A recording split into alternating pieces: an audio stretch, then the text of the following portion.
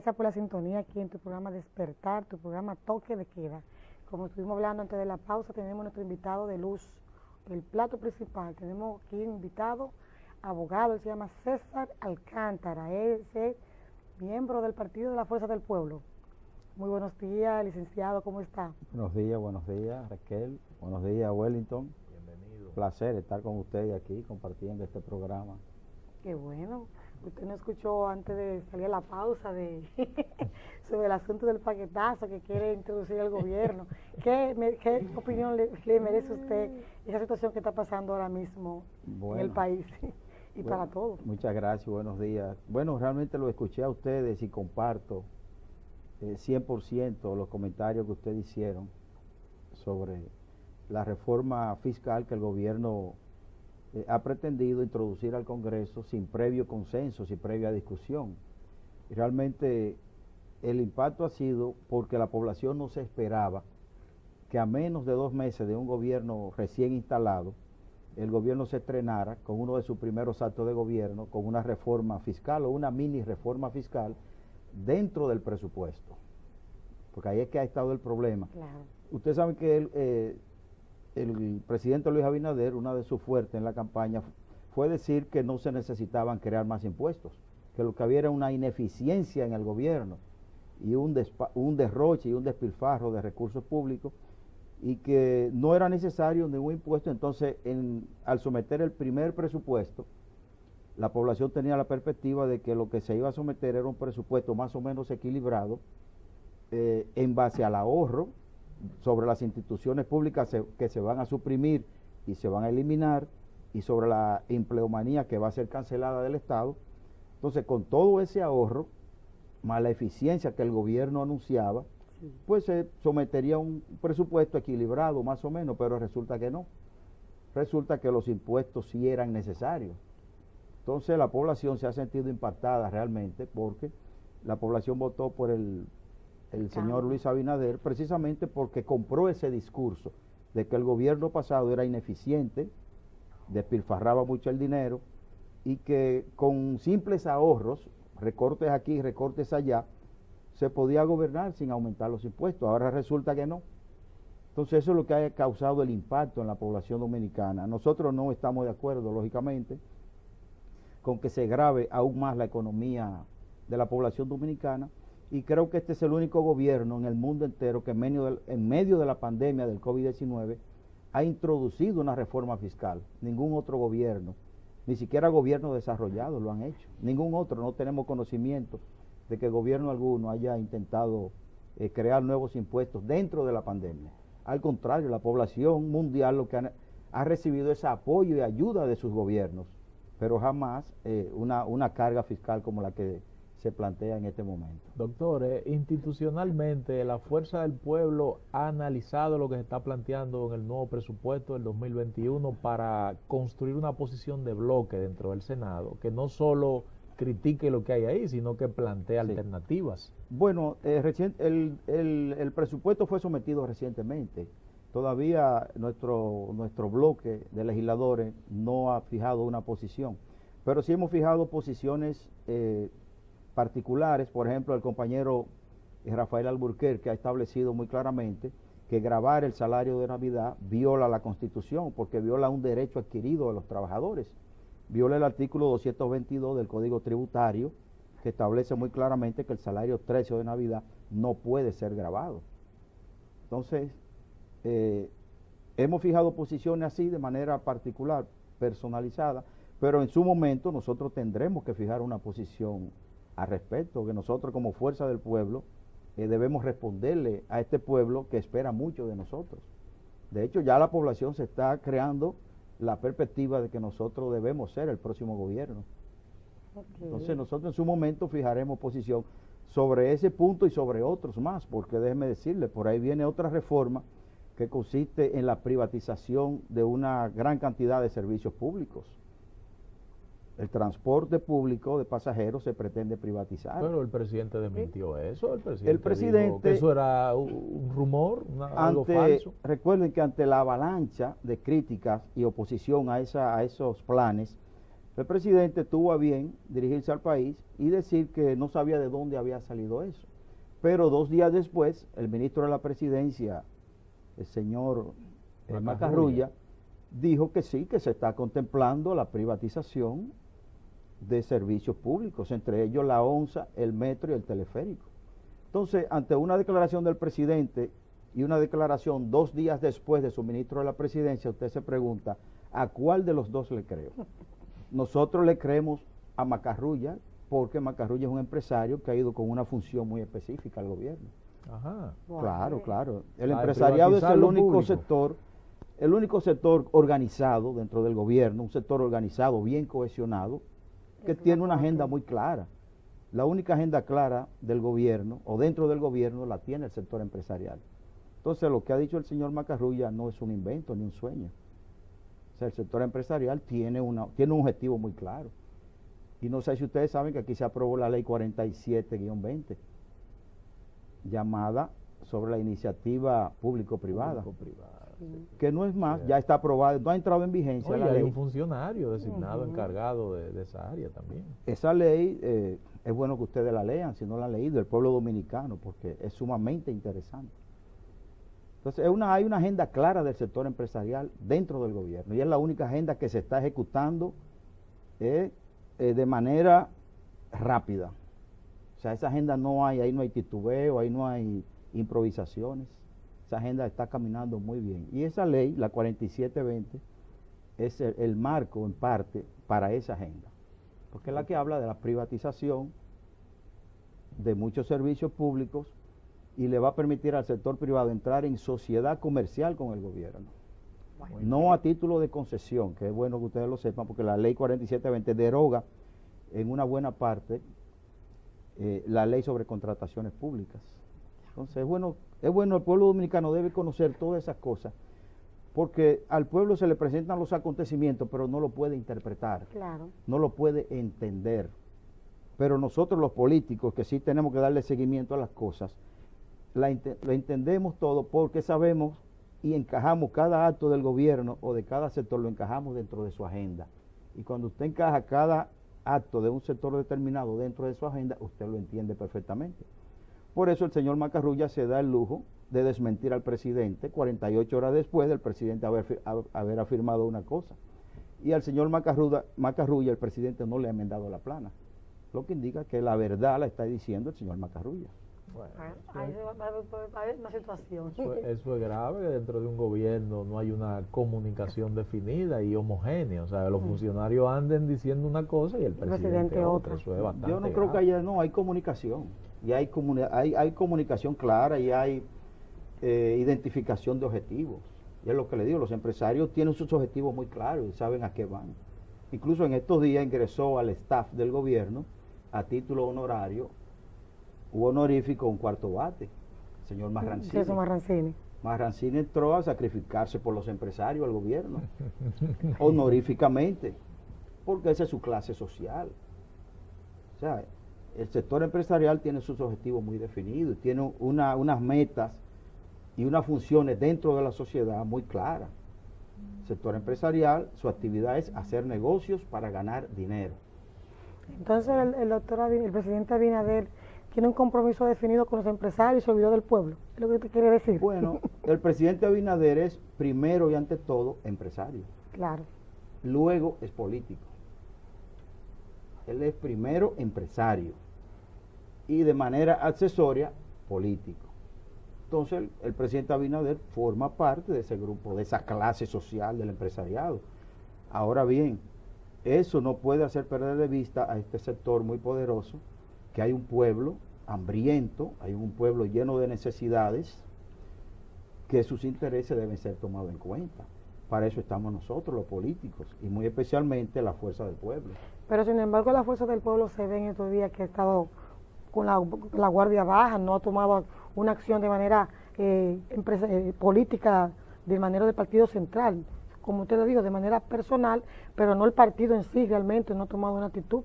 Bueno, le está dando los 100 días de gracia ahí, el gobierno. No necesariamente, aunque el mismo compañero Leonel Fernández ha dicho que es muy temprano para evaluar al gobierno.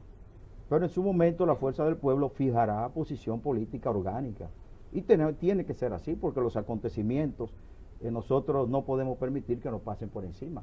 El pueblo dominicano tiene a la Fuerza del Pueblo como su partido de la esperanza. Y nosotros tenemos que asumir la vanguardia en este momento, en esta coyuntura histórica de estos 4 años, asumir el papel de vanguardia del pueblo, orientar al pueblo, explicarle los fenómenos para que lo pueda entender. Por ejemplo, esa ley que yo le digo de la iniciativa de la alianza público-privada, nos corresponde a nosotros explicarle al pueblo de qué trata, porque el pueblo quizá, eso suena muy bonito, pero cuando usted estudia el fondo de la ley se da cuenta que no es tan bonito como suena. Entonces nos corresponde a nosotros, como partido dirigente de este pueblo, explicarle a los dominicanos de qué trata todo eso. Bueno, la Fuerza del Pueblo, a la luz de lo que hemos escuchado, va a asumir una línea dura de oposición, aparentemente. Entonces, hablando de la Fuerza del Pueblo, explíqueme esa situación de que están juramentando mesas temáticas integradas por jóvenes. Dice que es la número 13 y veo muy bien que están buscando un equilibrio en esa mesa temática de que haya 50% hombres, 50% mujeres. Claro, usted sabe que la Fuerza del Pueblo está embarcada ahora mismo en su primer congreso constitutivo, que comienza el 6 de noviembre y termina el 27 de febrero. En ese congreso tiene por finalidad dejar constituido definitivamente el partido. Una vez terminemos el 27 de febrero, vamos a elegir una comisión electoral para elegir entonces las autoridades del partido, elegir al presidente, secretario general, comité central o dirección central, como nosotros le llamamos, la dirección política, elegir los presidentes provinciales, municipales, de circunscripción, etcétera. Eso será el año que viene. Dentro del Congreso, nosotros hemos estructurado, como ustedes saben ya, 17 mesas para discutir los diferentes temas que son de interés para el partido. Para el partido tenemos una mesa que se va a encargar de los estatutos, una de la línea política, una de la línea política internacional, una mesa que se va a encargar de estudiar la relación partido-sociedad, una mesa de la juventud, que es la que se va a juramentar mañana martes. La va a juramentar el compañero Leonel Fernández. Cada mesa temática deberá estar integrada por 600 personas. ¡Wow! Partido de masa que está formando Leonel. Bueno, es que Fuerza del Pueblo nació grande. Ya tenemos 8 senadores. O sea, Fuerza del Pueblo tiene 650 miembros en su dirección central, provisional. Quien les habla es miembro de la dirección central y secretario de una secretaría. Nosotros tenemos 52 secretarías. Yo presido la Secretaría de Estudios Sociales y Estadísticos de Fuerza del Pueblo. Tenemos 52 secretarías, 650 miembros en el Comité Central y 35 miembros en la dirección política. O sea, Fuerza del Pueblo es un partido grande y somos la segunda mayoría. ¿Y quién va a coordinar esa mesa temática? Cada mesa temática tiene un coordinador. Yo estoy integrado a la mesa temática número 3, que es la de los estatutos y reglas internas del partido. Esa mesa la preside el compañero Rafael Alburquerque, en la que yo estoy. ¿Y la de mañana? La de la juventud. La de la juventud. No recuerdo ahora el nombre del compañero que la preside, pero Abud es el coordinador. Okay. Abud, el compañero alcalde de Villatapia y secretario de la Juventud de Fuerza del Pueblo. Doctor César, usted sabe que con respecto a los senadores se ha creado una situación, que el PLD dice que ellos son la mayoría porque ellos fueron a elecciones y obtuvieron sus senadores en las urnas. Sin embargo, ustedes han tenido los senadores porque se han ido, compañeros, a pasar a la Fuerza del Pueblo.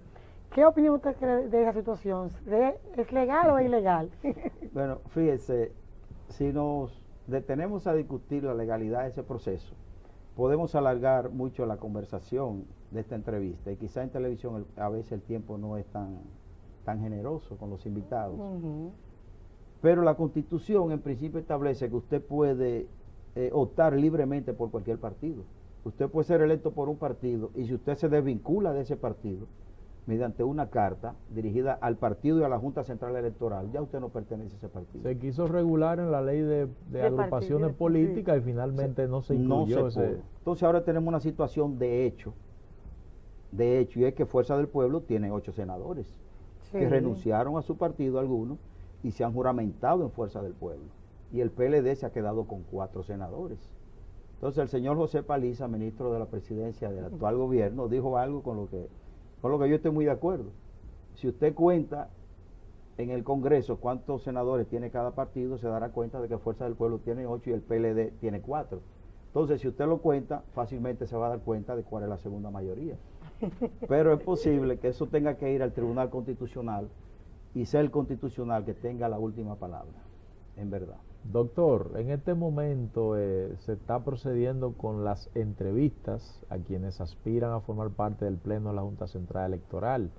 De manera orgánica, la Fuerza del Pueblo ha fijado o va a fijar una posición respecto a cuál sería su candidato o al formato en que deberían escogerse esos distinguidos magistrados y magistradas. Bueno, la Fuerza del Pueblo no ha fijado todavía orgánicamente posición en favor de ningún candidato.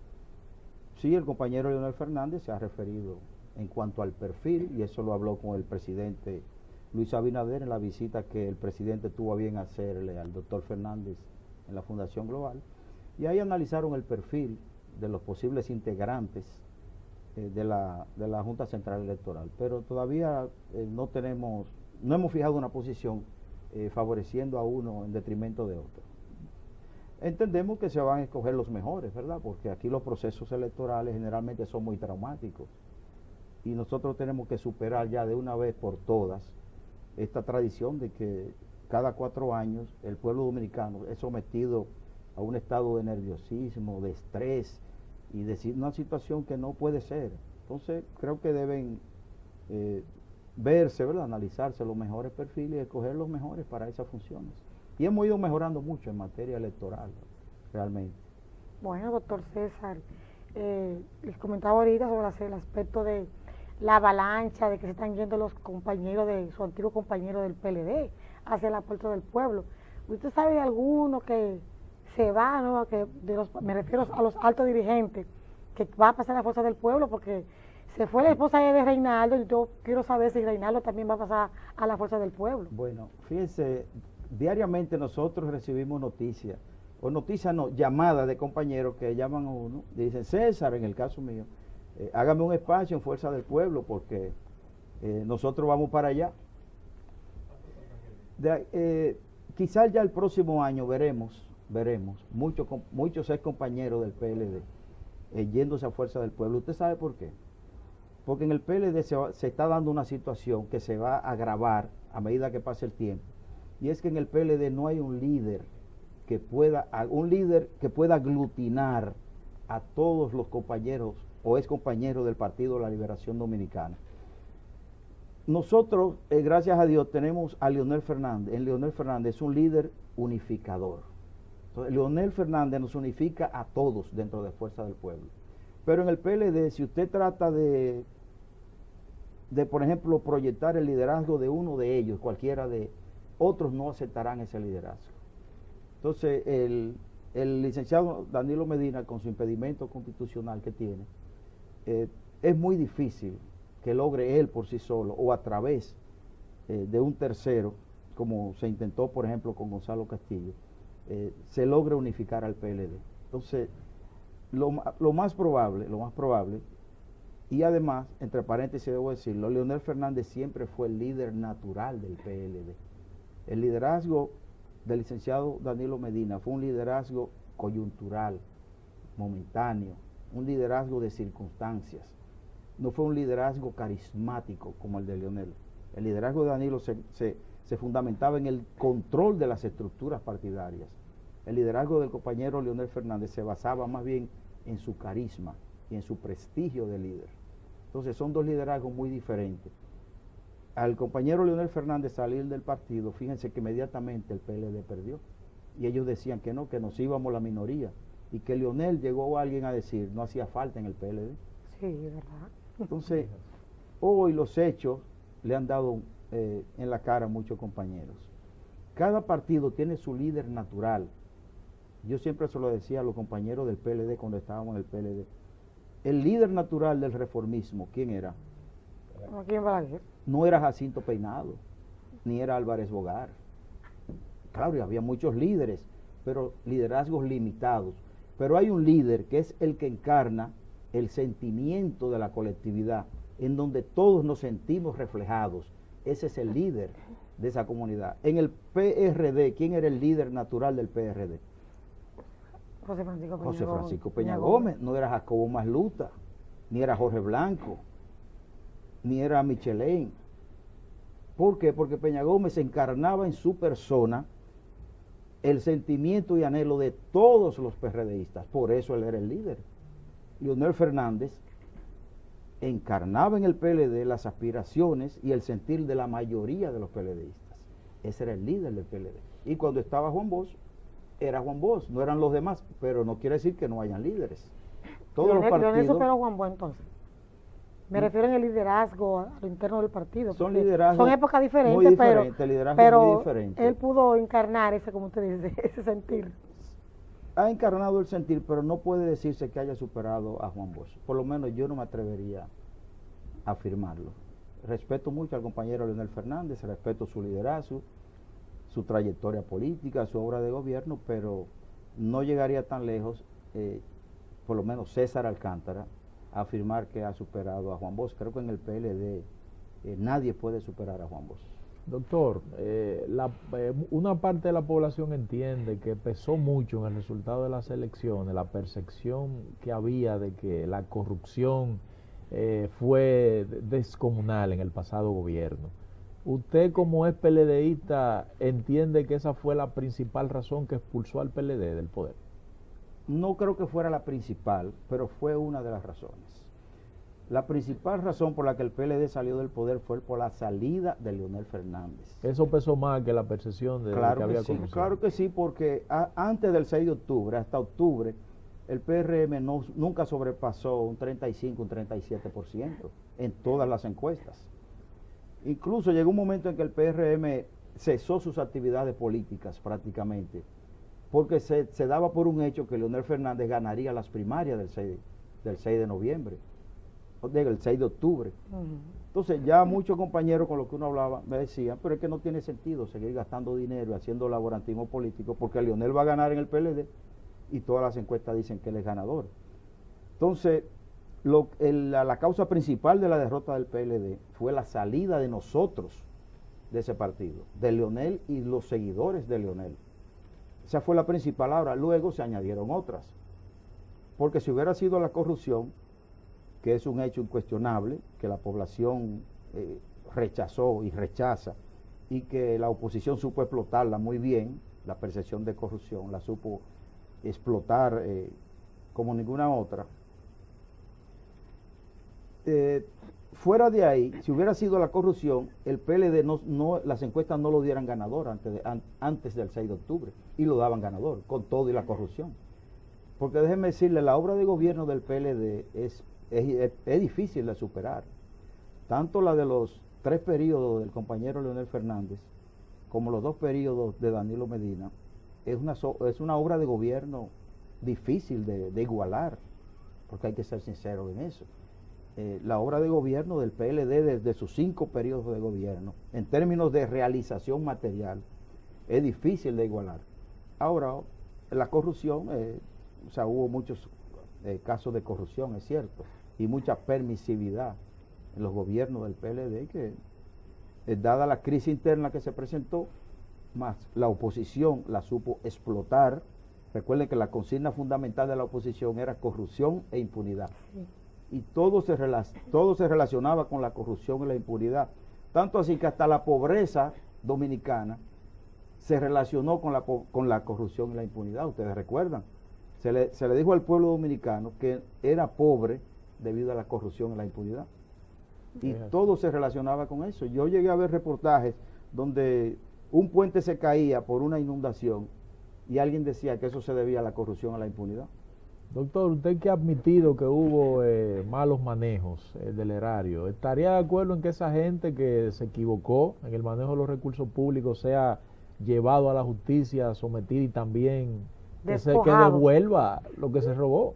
Bueno, pero es que siendo yo un dirigente de Fuerza del Pueblo, la pregunta, No, ¿verdad? como eran sus compañeros, Es eso obvia. no tiene... Nosotros, particularmente quien le dirige la palabra, está de acuerdo que todo aquel que tenga cuentas pendientes con la justicia Bueno, no tienen cuenta porque no lo han sometido. Hay que- debe ser llamado a responder. Todo el que tenga del cuenta de ahorro partido- grande. Y del partido que sea, incluyendo la Fuerza del Pueblo. Si este gobierno que encabeza el licenciado Luis Abinader entiende que dentro de Fuerza del Pueblo hay alguien de nosotros que tenga algo que aclarar en la justicia, bueno, que proceda contra nosotros. Porque nosotros en Fuerza del Pueblo no queremos a nadie que esté sindicado como corrupto o que la población lo señale como corrupto. Nosotros somos los primeros en ponernos a disposición del gobierno. Y el PRM lo decía, que iba a perseguir la corrupción en todas partes. Bueno, pues nosotros, Fuerza del Pueblo, está a disposición. Ya en cuanto a los exfuncionarios del PLD, bueno, pues imagino que también lo están. Pero nosotros en Fuerza del Pueblo, si el gobierno entiende, les reitero, que alguno de nosotros tiene cuenta pendiente por haber pasado por alguna función pública, pues nos ponemos a su orden. Bueno, Bueno, lamentablemente el tiempo nos agotó, doctor, Sí. pero algún mensaje que usted quiere darle a su población de la Fuerza del Pueblo referente al Congreso. Bueno, muchas gracias y lamentable que el tiempo sea tan breve, pero ya volveremos a este programa cuando ustedes gusten invitarnos. Queremos hacerle una exhortación a todo el pueblo dominicano y a la juventud sobre todo, que ingrese vía internet a lafuerzadelpueblo.com.do y se inscriban, porque estamos De manera virtual, digital. sí, de manera virtual matriculando a todos los dominicanos y dominicanas que deseen formar parte de Fuerza del Pueblo y ser parte del futuro que le espera a este pueblo. No toda la esperanza está perdida. Fuerza del Pueblo surgió para cumplir una misión histórica y la vamos a cumplir.